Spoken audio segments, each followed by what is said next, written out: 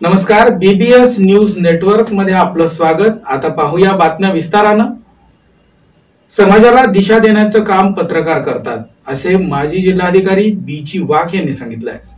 नाशिकमध्ये आयोजित आदर्श पत्रकारांच्या सन्मान समारंभात ते बोलत होते। पत्रकारिता क्षेत्रातील योगदानाबद्दल विविध पत्रकारांचा शाल, पुष्पगुच्छ आणि भारतीय संविधानाची प्रत देऊन सन्मान करण्यात आला।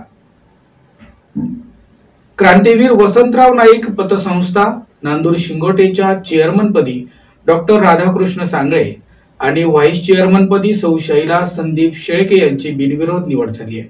त्यांच्या या यशाबद्दल त्यांचे अभिनंदन करण्यात आले। रेमा फाउंडेशन आणि पाणी वापर संस्थेचे देखील कार्यक्रमात सहभाग होते।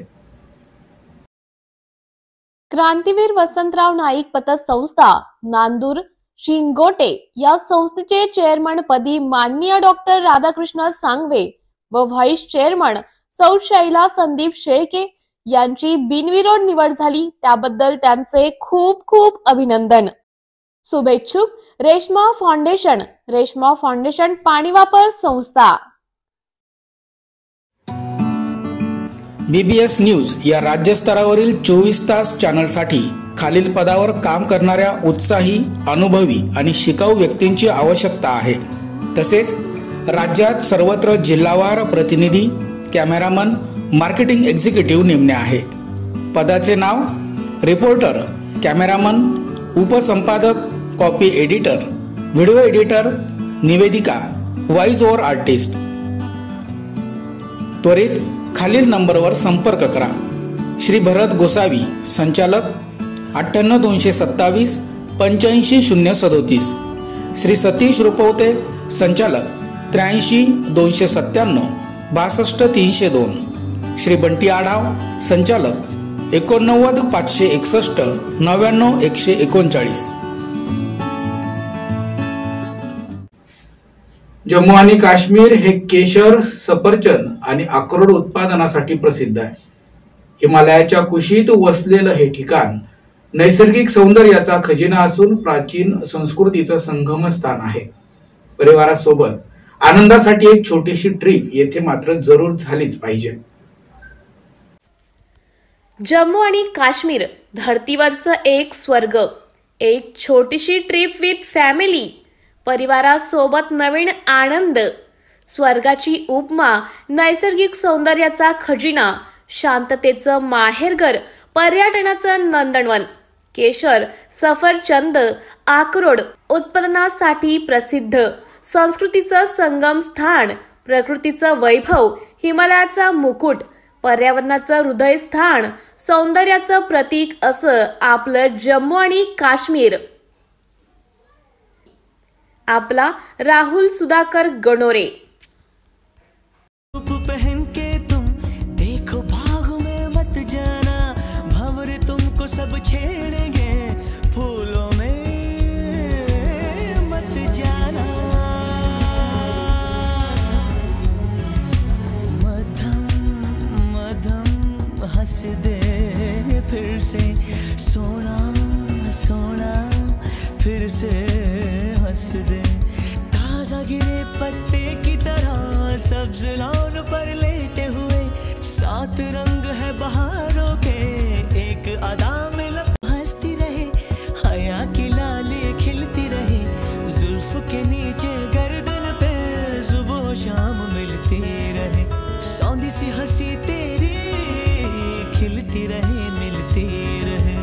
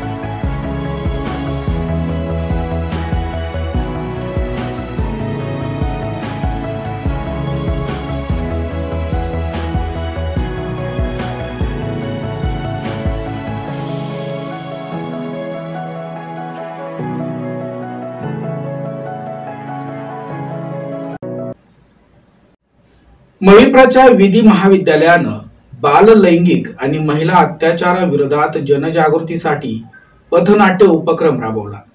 घोटी आणि इगतपुरीतील शाळांमध्ये विद्यार्थ्यांनी पॉक्सो आणि संबंधित कायद्यांची माहिती देत सुरक्षा उपाय समजावले। 1516 या हेल्पलाईन बाबतही यावेळी मार्गदर्शन करण्यात आलं। पथनाट्यातून गुड टच बॅड टचचा जागर, मविप्रच्या विधी महाविद्यालयाचा उपक्रम।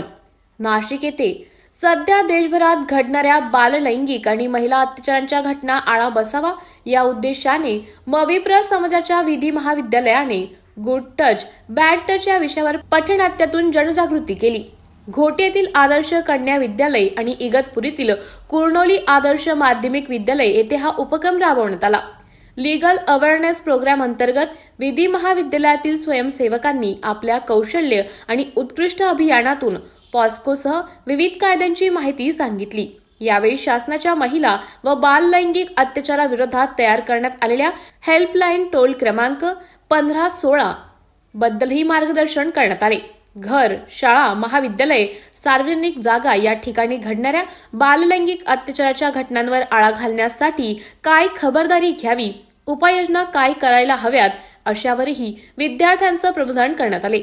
या कार्यक्रमासाठी प्राचार्य डॉक्टर संध्या खडाळ, विद्यालयाचे मुख्याध्यापक RH आहिरे, मुख्याध्यापक मनोज पाटील, सुमन हिरे, विधी सहाय्यक विभाग समन्वयक प्राध्यापक तेजस्विनी जमादार यांसह विधी शाखेच्या विद्यार्थ्यांनी परिश्रम घेतले। गुड टच बॅड टच बाबत जनजागृती उपक्रमात सहभागी झालेले मविप्र विधी महाविद्यालयातील स्वयंसेवक, समवेत मान्यवर व प्राध्यापक वृंद। गुड टच बॅड टच बाबत विद्यार्थ्यांमध्ये जनजागृती करताना मविप्रच्या विधी महाविद्यालयातील स्वयंसेवक।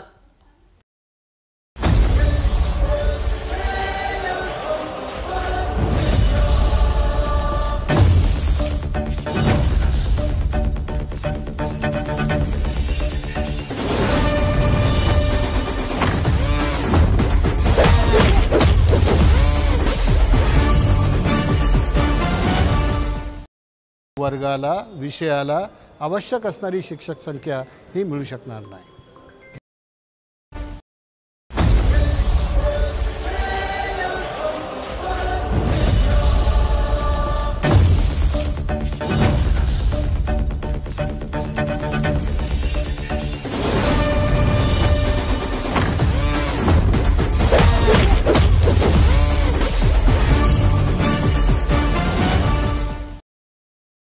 शिवसेना महानगर प्रमुख प्रवीण तिमदे उर्फ बंटी, प्रभाग क्रमांक 24 चे माजी नगरसेवक यांनी माजी मुख्यमंत्री एकनाथ शिंदे व पालकमंत्री माजी यांच्या निधीतून फक्त ठराविक करण्याचा घातलाय घाट।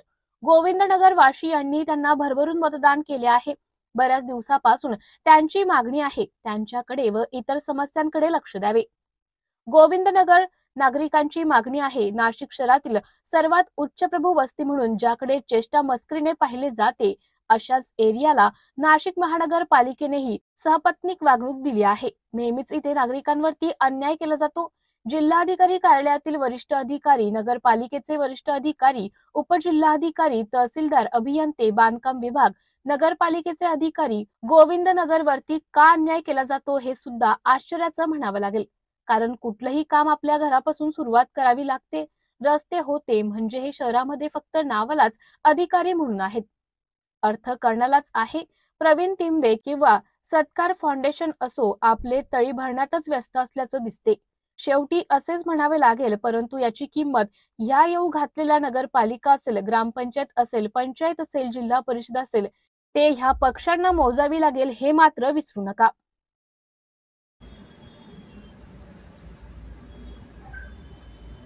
याचबरोबर बीबीएस न्यूज नेटवर्कचं आजचं बातमीपत्र येथे संपलं। पुन्हा भेटूया बीबीएस नेटवर्कच्या पुढील प्रसारणात। तोपर्यंत मी दीपक आपली रजा घेतो। नमस्कार।